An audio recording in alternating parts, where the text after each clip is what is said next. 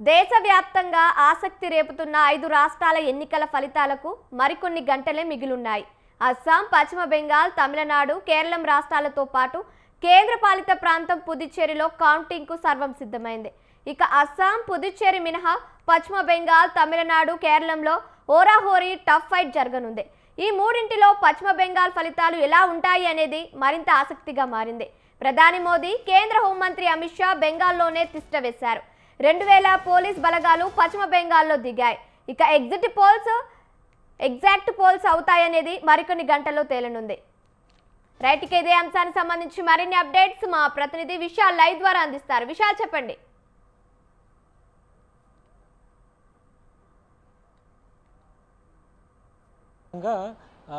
ఈ 4 రాష్ట్రాల ఎన్నికల ఫలితాలు, అదేవిధంగా మరొక కేంద్ర పాలిత ప్రాంతం సంబంధించి ఎన్నికలు ఫలితాల మీదనే ప్రతి ఒక్కరు కూడా ఆసక్తితో ఉన్నారు. ముఖ్యంగా 4 రాష్ట్రాలు అస్సాం, పశ్చిమ బెంగాల్, తమిళనాడు, కేరళం ఈ 4 రాష్ట్రాల ఎన్నికలతో పాటు అదేవిధంగా పుదుచ్చేరి కేంద్ర పాలిత ప్రాంతం, ఈ మొత్తం 5 రాష్ట్రాలకు సంబంధించిన ఫలితాల మీదనే ప్రస్తుతం దేశవ్యాప్తంగా ప్రతి ఒక్కరు ఆసక్తి కనబరుస్తున్నారు. ముఖ్యంగా ఈ 5ఇంట్లో కూడా తమిళనాడు, కేరళం, పశ్చిమ బెంగాల్ ఈ మూడు రాష్ట్రాలలో అసలు ఫలితాలు ఏ విధంగా ఉండబోతాయి అనేది మరింత ఆసక్తిని రేపుతుంది. ఎందుకంటే ఈ 3 రాష్ట్రాలలో హోరాహోరీగా అధికార పార్టీ, అదేవిధంగా ప్రతిపక్ష పార్టీలు, కూటములు ప్రచారాలు చేశాయి. ఇక ఈ 5 రాష్ట్రాల ఎన్నికల ఫలితాలకు సంబంధించి కూడా బీజేపీ ఎన్నో ఎక్కువ ఆశలు పెట్టుకుంది.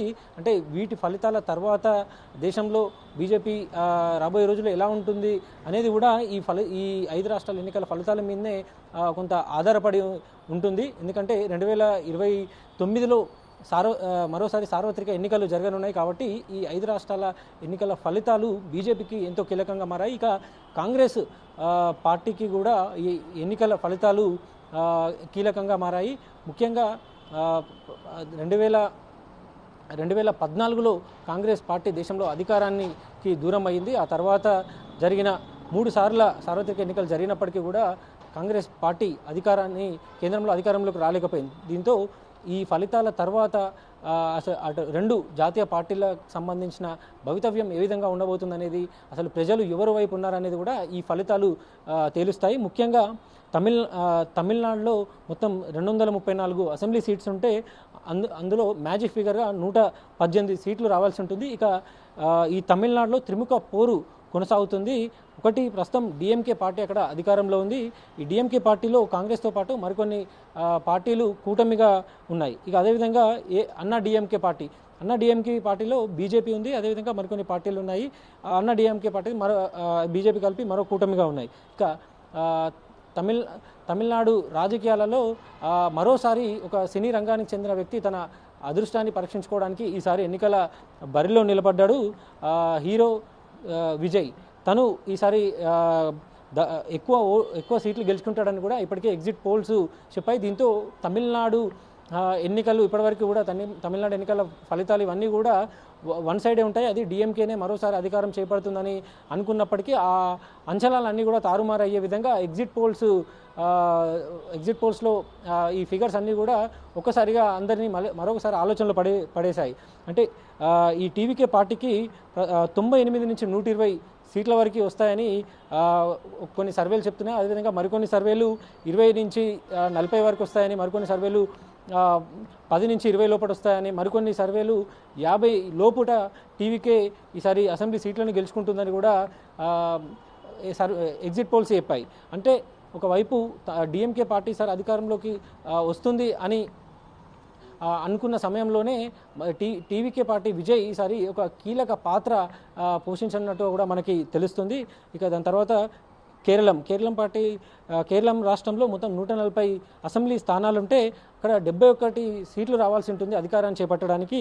అక్కడ ఎల్డీఎఫ్, యూడీఎఫ్ ప్రధానంగా అక్కడ 2 కూటమిల మధ్యనే హోరాహోరీగా పోటీ కొనసాగే అవకాశాలు కనిపిస్తున్నాయి.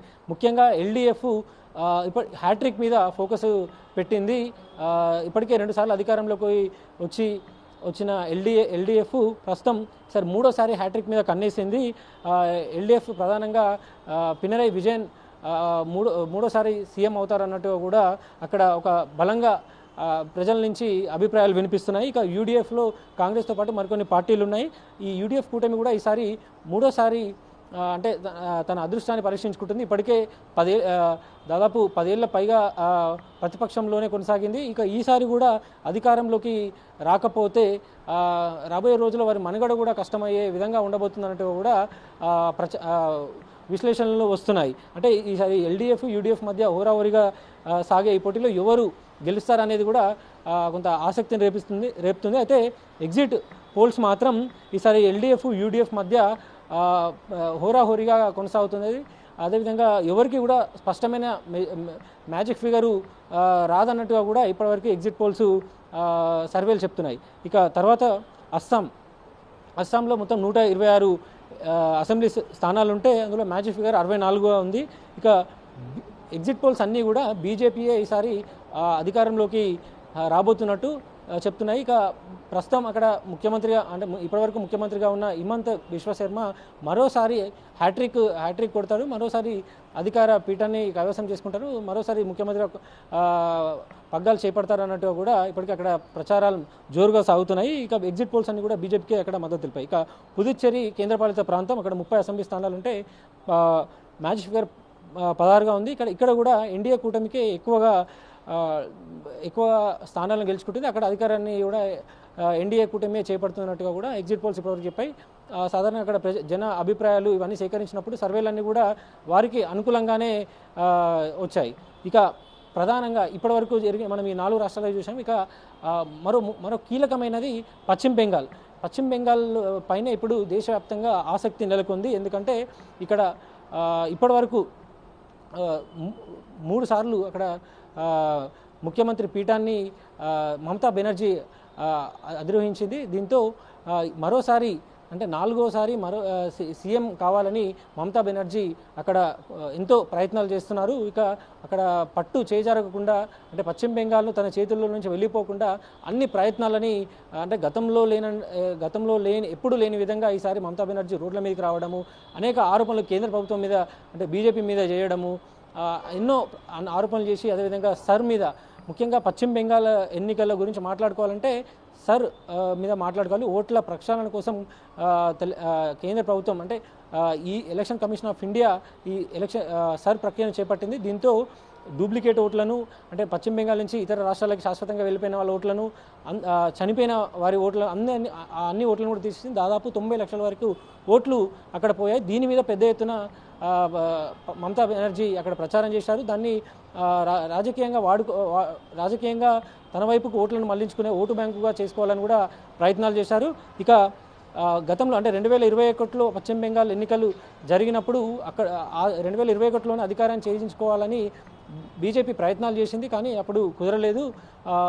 ఈసారి ప్రధానమంత్రి నరేంద్ర మోడీ అదేవిధంగా కేంద్ర హోంమంత్రి అమిత్ షా కొన్ని రోజుల పాటు అక్కడ పశ్చిమ బెంగాల్లోనే తిష్టవేశారు. అక్కడనే హోరాహోరీగా ప్రచారం చేశారు. అదేవిధంగా సాధారణంగా ఎక్కువ కాలం దీర్ఘకాలంగా కొనసాగిన పార్టీ మీద ప్రజల్లో సాధారణంగా వ్యతిరేకత ఉంటుంది. ఈ వ్యతిరేకతను తమ వైపుకు తిప్పుకోవాలని బీజేపీ అన్ని ప్రయత్నాలు చేసింది. ఇక లెఫ్ట్ పార్టీకి సంబంధించిన ఓట్లను, కమ్యూనిస్ట్ పార్టీకి సంబంధించిన ఓట్లను, దాంతోపాటు కాంగ్రెస్ సంబంధించిన ఓట్లను, ఈ 2 పార్టీలకు సంబంధించిన ఓట్లను కూడా తమ వైపుకు తిప్పుకోవాలని బీజేపీ అన్ని ప్రయత్నాలు చేసింది. అందులో కొంత సక్సెస్ అయిందన్నట్టే కూడా మనము చెప్పుకోవాల్సి ఉంటుంది. ఎందుకంటే 2011లో బీజేపీ ఓటు శాతం అక్కడ కేవలం 4% మాత్రమే ఉంది. అదేవిధంగా 2016లో చూసినప్పుడు అది 16% చేరింది. 2021లో 38% జరిగింది. ఇక ఎగ్జిట్ పోల్స్ సర్వేలను పరిశీలిస్తే దాదాపు 48% పైగా ఈసారి ఓట్ షేర్ని బీజేపీ పొందుతుందని కూడా ఎగ్జిట్ పోల్స్ సర్వే ప్రకారం మనకి అర్థమవుతుంది. అంటే మొత్తం బీజేపీ పశ్చిమ బెంగాల్లో తన ఓట్ షేర్ని పెంచుకుంటూ వస్తుందన్నట్టుగా మనకి క్లియర్గా ఇప్పటివరకు జరిగిన ఎన్నికల అన్నింటినీ చూస్తే అర్థమవుతుంది. ఇక ఈ 2 పార్టీల ఓట్లను తమ వైపు తిప్పుకోవడం, అదేవిధంగా ప్రభుత్వం మీద వ్యతిరేకత ఓట్లను కూడా తిప్పుకోవడం కోసం బీజేపీ అనేక ప్రయత్నాలు చేసింది. మొత్తం పశ్చిమ బెంగాల్లో 294 అసెంబ్లీ స్థానాలుంటే మ్యాజిక్ ఫిగర్ అక్కడ 148గా ఉంది. మొత్తం 2 దశల్లో ఇక్కడ ఎన్నికలు జరిగాయి. దాదాపు 2,000 పైగా పోలీస్ కంపెనీల బలగాలు పశ్చిమ బెంగాల్లో దిగాయి. ఎందుకంటే అక్కడ ఎప్పుడు ఎన్నికలు జరిగినా అక్కడ శాంతి భద్రతల సమస్య ఏర్పడుతుంది. ఇక ఈసారి 2వ దశలో ఎన్నికలు జరిగినప్పుడు కూడా ఒక అసెంబ్లీ స్థానానికి సంబంధించి ఫాల్దా అనే అసెంబ్లీ స్థానానికి సంబంధించి అక్కడ ఈవీఎం ట్యాంపరింగ్ జరిగినట్టు ఆరోపణలు రావడం, అక్కడ పెద్ద ఎత్తున ఉద్రిక్తతలు నెలకొనడంతో దాన్ని ఆ ఎన్నికను ఇప్పటికే ఈసీ రద్దు చేసింది. ఇదే మే నెలలో 20 తర్వాత ఎన్నిక ఉంటుందని కూడా ఈసీ తెలిపింది. అంటే కేవలం 293 స్థానాలకు మాత్రమే ఫలితాలు రేపు విడుదలవుతాయి. ఇక అక్కడ టీఎంసీకి బీజేపీకి హోరాహోరీగా పోరు ఉంటుందని మనకు అర్థమవుతుంది. ఇక ఎగ్జిట్ పోల్స్ అన్నీ కూడా ఒక 4 ఎగ్జిట్ పోల్స్ను మనం పరిశీలిస్తే అందులో మెజారిటీ బీజేపీయే ఈసారి పశ్చిమ బెంగాల్లో అధికారంలోకి వస్తుందని కూడా సర్వేలు చెప్తున్నాయి. అయితే సర్వేలు ఎగ్జిట్ పోల్స్ ఎగ్జాక్ట్ పోల్స్ అవుతాయనేది కూడా చూడాల్సి ఉంటుంది. ఎందుకంటే గతంలో ఎగ్జిట్ పోల్స్ అన్నీ కూడా ఖచ్చితత్వాన్ని చూపలేదు, ఎగ్జిట్ పోల్స్ అన్నీ కూడా ఎగ్జాక్ట్ పోల్స్ కాలేదు. ఉదాహరణకు 2021లో 160 నుంచి 170 సీట్లు బీజేపీకి వస్తాయి, టీఎంసీ తెలంగాణ తృణమూల్ కాంగ్రెస్కి వస్తాయని అప్పుడు ఎగ్జిట్ పోల్స్ చెప్పాయి. కానీ 215 స్థానాలని టీఎంసీ గెలుచుకుంది. ఇక పెద్ద పెద్ద ఛానళ్ళు అంటే పెద్ద పెద్ద జాతీయ మీడియా ఛానళ్ళు సైతం అప్పుడు టీఎంసీకి ఎక్కువ స్థానాలు రావు, కొన్ని స్థానాలు వస్తాయని చెప్పినప్పటికీ అక్కడ టీఎంసీ 200 పైగా అసెంబ్లీ స్థానాలను గెలుచుకుంది, బీజేపీ కేవలం 77 స్థానాలు మాత్రమే గెలుచుకుంది. ఇక ఆ బీజేపీకి 2021లో 130 నుంచి 140 స్థానాలను గెలుచుకుంటుందని చెప్పినప్పటికీ ఆ స్థాయిలో అక్కడ స్థానాలను గెలుచుకోలేదు, కేవలం 77కి మాత్రమే పరిమితమైంది. ఇక 2024లో చివరిసారిగా పశ్చిమ బెంగాల్లో ఎంపీ ఎలక్షన్ జరిగాయి. అక్కడ టీఎంసీకి 20 లోపట్నే ఎంపీ స్థానాలను గెలుచుకుంటుందని కూడా ఈ ఎగ్జిట్ పోల్స్ చెప్పాయి. కానీ 29 ఎంపీ స్థానాలను టీఎంసీ గెలుచుకుంది. ఇక బీజేపీకి 20 పైనే వస్తాయన్నారు, కానీ 12 ఎంపీ స్థానాలకి ఇక్కడ బీజేపీ పరిమితమైంది. అయినప్పటికీ బీజేపీ తన ఓటు బ్యాంకును, ఓటు షేరింగ్ని 2011 నుంచి చూసుకుంటే అక్కడ పెంచుకుంటూ వచ్చింది. ఒకవేళ రాజకీయ విశ్లేషకులు చెప్తున్న విశ్లేషణల ప్రకారం ఈసారి పశ్చిమ బెంగాల్లో ఒక ఆశ్చర్యం జరిగిన ఎవరు కూడా అది కొత్త ఆశ్చర్యపోవాల్సిన అవసరం లేదని కూడా చెప్తున్నారు. ఎందుకంటే అక్కడ బీజేపీ రావడానికి కూడా ఎక్కువ అవకాశాలు ఉన్నట్టు కూడా రాజకీయ విశ్లేషకులు చెప్తున్నారు. మొత్తానికి 4 రాష్ట్రాలు అదేవిధంగా ఒక కేంద్రపాలిత ఎన్నికల ఫలితాలకు సంబంధించి ఒక ఉత్కంఠను రేపుతున్నాయి. ఇక ఈ ఫలితాలకు మరికొన్ని గంటలు మాత్రమే మిగిలి ఉన్నాయి. రేపు ఉదయం 8 గంటలకు ఈ కౌంటింగ్ ప్రక్రియ ప్రారంభమవుతుంది. ఈవీఎంలే కాబట్టి మధ్యాహ్నం వరకల్లా మనకి అసలు ఎవరు గెలిచే అవకాశాలు ఉన్నాయి, ఎవరు అధికారాన్ని సొంతం చేసుకునే అవకాశం ఉంది, ఇవన్నీ కూడా మనకి మధ్యాహ్నం 1 గంటల లోపటే మనకి ఒక క్లారిటీ వచ్చే అవకాశాలు ఉన్నాయి. Kavya, thank you Vishal, thank you for the updates.